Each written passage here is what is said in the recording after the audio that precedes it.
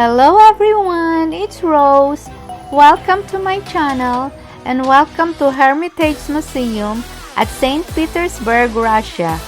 Come and join me on my tour of the museum. Hermitage Museum is a museum of art and culture at St. Petersburg, Russia. It is the second largest art museum in the world and was founded in 1764 when Empress Catherine the Great acquired an impressive collection of paintings from Berlin merchant Johann Ernst Gotskowski. This museum is the 8th most visited art museum in the world. The collection occupies a large complex of 6 historical buildings along the palace embankment, including the Winter Palace, a former residence of the Russian emperors.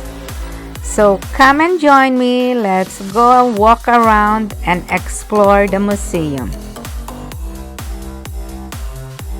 The room of the Great Vase in the western wing features the 2.5 meters high KOLYVAN vase weighing 42,000 pounds, made of jasper in 1843, and it was installed before the walls were erected.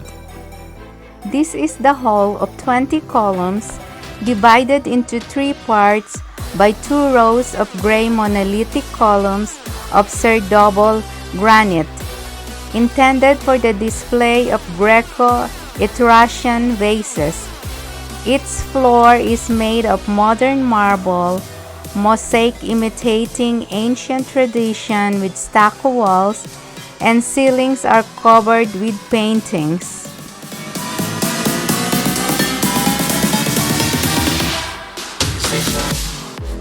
The large Italian Skylight room, intended for display of large canvases.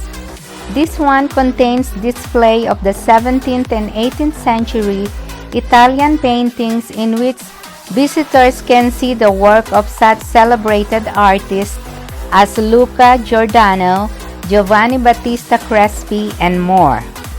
The vaults of the room are decorated with molded ornaments in which Renaissance motifs predominate. The room is also adorned by the work of the 19th century Russian stone cutters. The small Italian Skylight Hall has a glazed roof, provides illumination from above, and give them their names. The unglazed part of the ceiling and the frieze at the top of the smooth walls are decorated with striking molded arabesque covered with gilding.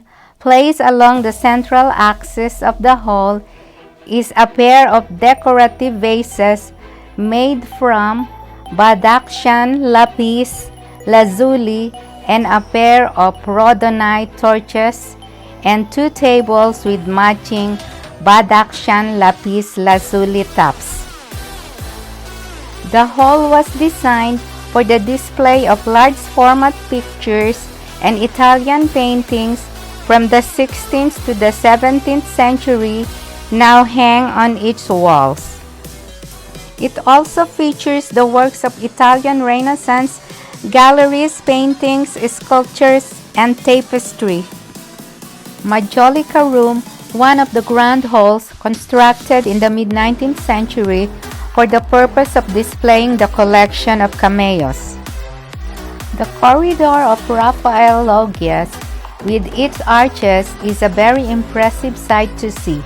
The corridor is a near exact copy of the gallery in the Papal Palace in Vatican City and was commissioned by Empress Catherine II in the 1780. The vault of the corridor are decorated with scenes from the Bible. The walls are covered with paintings and decoration known as grotesque.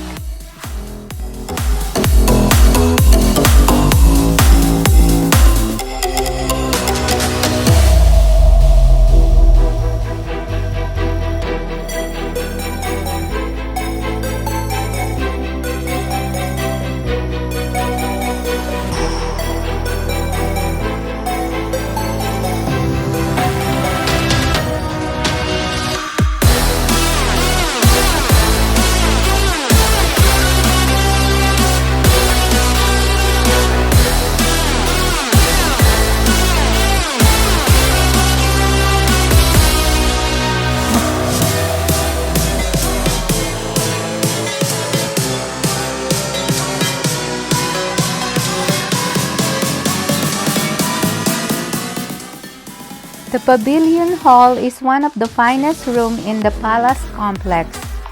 The peacock clock of James Cox in the 18th century in display case from the collection of Catherine the Great. The Pavilion Hall, designed in the 19th century, is the combination of light marble with gilt stucco ornaments and brightly shining 28 crystal chandeliers make it particularly impressive. The hall is adorned with an arcade of columns supporting a graceful gallery.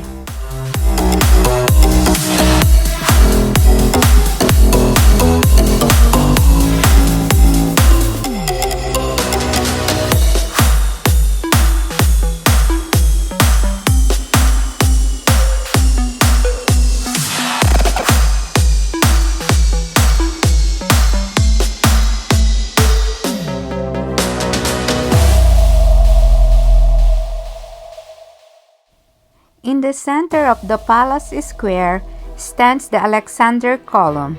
This red granite column, the tallest of its kind in the world, is 47.5 meters high and weighs 500 tons. On top of the monument is the statue of an angel holding a cross as a triumphal column. The monument was raised after the Russian victory in the war with Napoleon of France.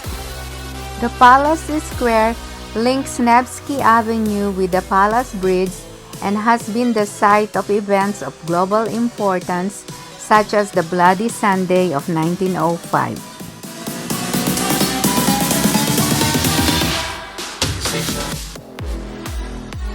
The Church of the Savior on the Spilled Blood, or the Church of the Resurrection, was built in memory of Alexander II, who was assassinated in 1881.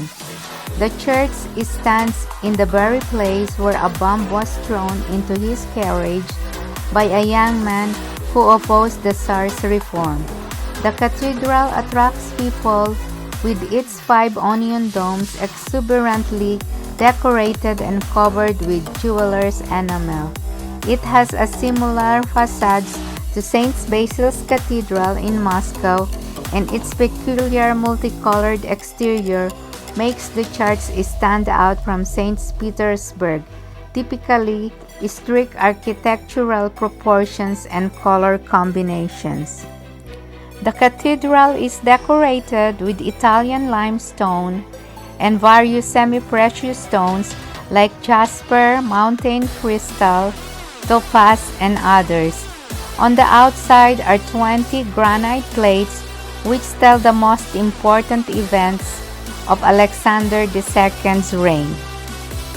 The highlight of both the interior and exterior of the cathedral are its mosaic collection based on the paintings of Banetsov, Nesterov, and Brubel. It is one of the largest mosaic collection in Europe.